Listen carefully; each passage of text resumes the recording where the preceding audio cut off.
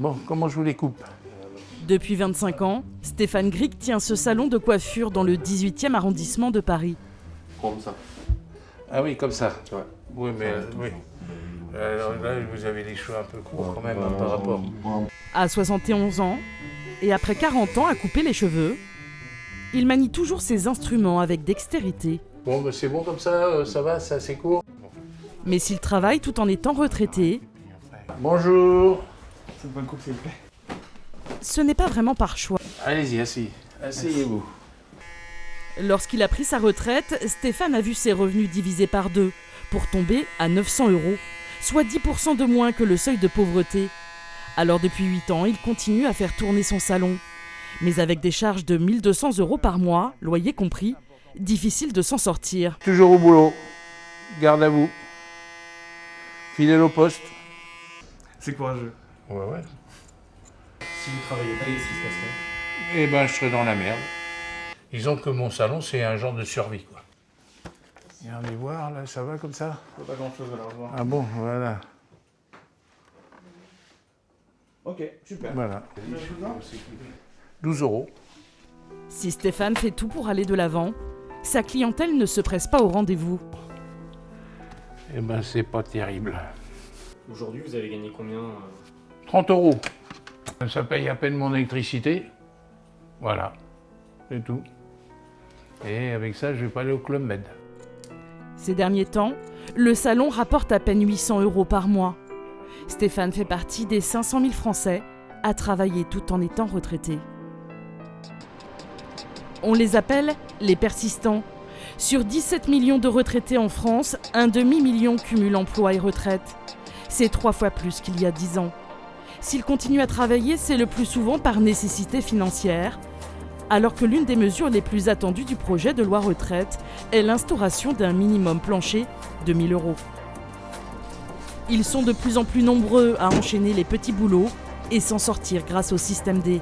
Là, je travaille pour survivre. Hein. Ça, c'est la réalité de la situation. Alors qui sont ces persistants? Comment parviennent-ils à boucler leur fin de mois? À Paris, dans le salon de Stéphane, il est 19 h. On ferme. L'heure de baisser le rideau. Voilà. Après une journée avec seulement 3 clients, il va enfin pouvoir rentrer chez lui. Mais pas besoin de quitter les lieux. Attendez, je descends. Ça. C'est ça ma Jaguar. Son appartement est quelques mètres plus bas. Ça, c'est chez moi. Voilà. Alors là, c'est mon lit qui se tourne, la table qui se plie et que je mets là, le fauteuil là. Célibataire et sans enfant, il n'a aucune famille pour l'aider. Stéphane vit dans la cave de son salon de coiffure, 9 mètres carrés seulement, où il cuisine et fait sa toilette avec les moyens du bord. Je mets la cuvette là, et puis le rideau dans la cuvette. Et puis après, ben voilà, je me douche. Mais voilà. Hop, puis voilà. Voilà. C'est comme ça. Et voilà, c'est tout ce que j'ai. Voilà. C'est pas le château de Versailles. Stéphane n'a pas les moyens de payer un loyer parisien. S'il ne travaillait pas, il devrait quitter la capitale, où il a vécu toute sa vie. Je suis obligé de partir et puis d'aller dans la France profonde, m'en tirer vivant. Voilà. Je ne peux pas dire plus, je ne peux pas dire mieux. Hein. C'est comme ça. Le coiffeur de 71 ans se retrouve dans une impasse, pieds et poings liés par sa retraite de 900 €. Ben, c'est une retraite de merde. Qu'est-ce que vous voulez que je vous dise de plus? C'est une retraite de merde par rapport à tout le travail que j'ai fait toute ma vie, quoi. Et j'évite d'y penser parce que ça m'énerve. C'est pas que ça me machine, ça m'énerve. Mais voilà, c'est tout. Vous voyez, c'est pas... Mais bon, je me suis fait. Mais le travail des retraités ne concerne pas seulement les artisans comme Stéphane. 4h30 du matin, afflique se court en Picardie. À 64 ans, Janine, retraitée depuis 2 ans, ne pensait pas retourner un jour au travail. Et pourtant, 7 jours sur 7, elle distribue plusieurs quotidiens régionaux. J'ai mon Haute-Maritime. Alors j'ai un Haute-Somme. Ce matin, Donc là, je vais partir pour commencer ma tournée. Elle a 185 exemplaires à glisser dans les boîtes aux lettres. Une tournée de 40 km Oh, t'es beau, toi.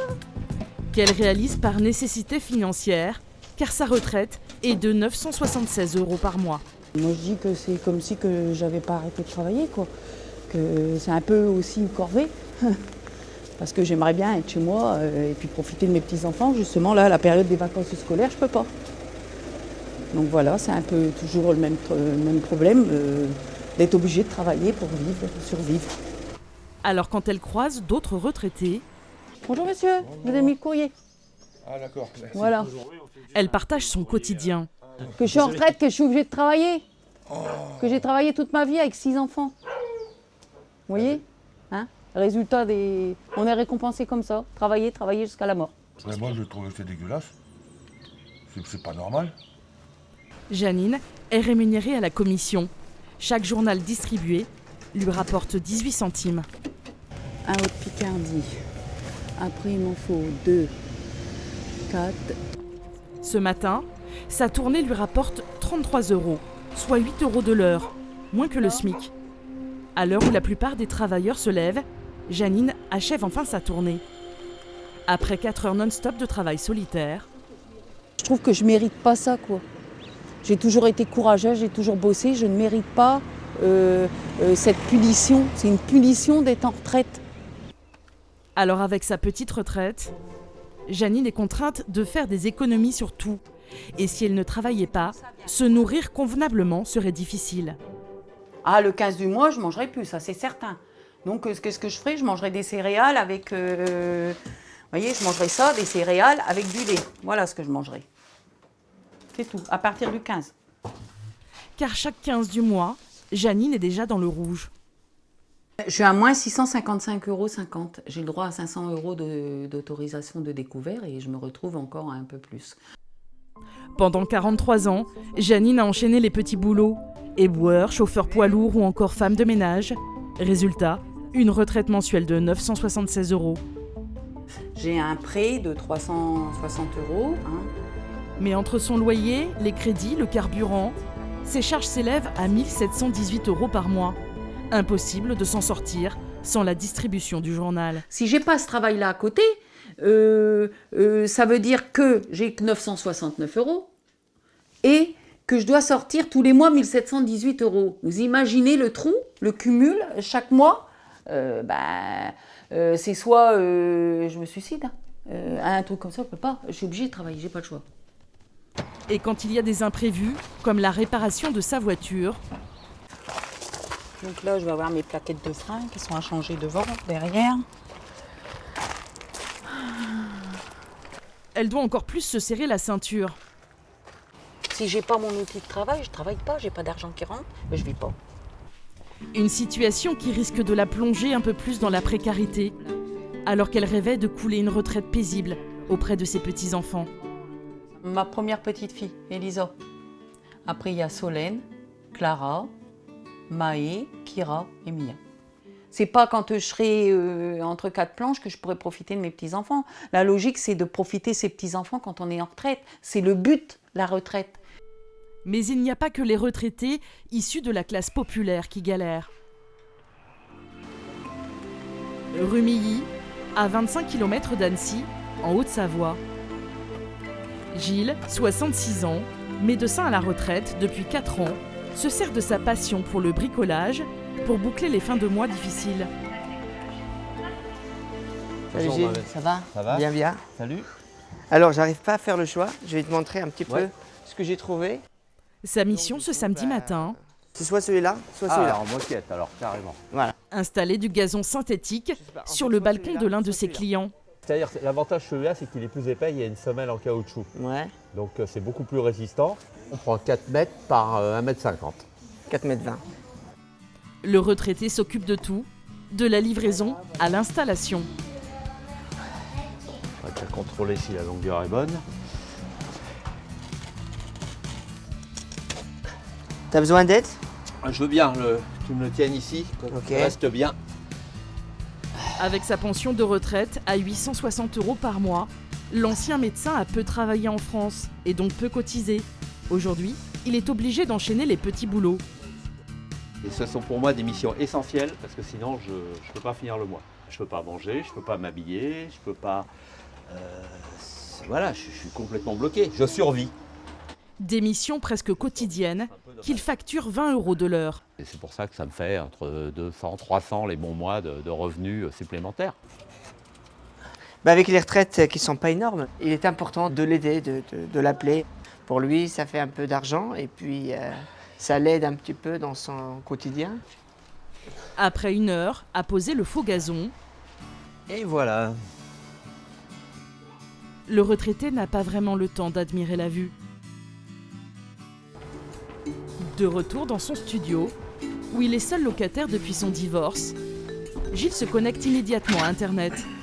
Car c'est sur les plateformes d'entraide qu'il trouve ses missions. Il s'y connecte plusieurs fois par jour.